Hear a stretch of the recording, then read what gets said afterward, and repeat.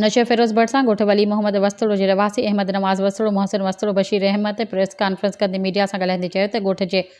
भट्ट सां विठल गोपांग बिरादरी जा भाउर नाले राशिद गोपांग नवाब नहीम मदद अली उर्फ़ उम्मीद अली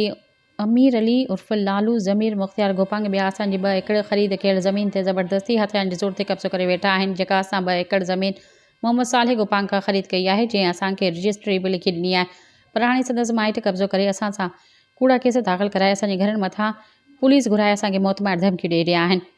गुज़िर राति नदीम गोपांग पंहिंजे पाण खे पेर में गोली हणी असां ते एनसी दाख़िल कराई ऐं चवनि था त असां अव्हांजी समूरी ज़मीन मथां कब्ज़ो कंदासीं, तव्हां कुझु बि कंदव त तव्हांखे मारींदासीं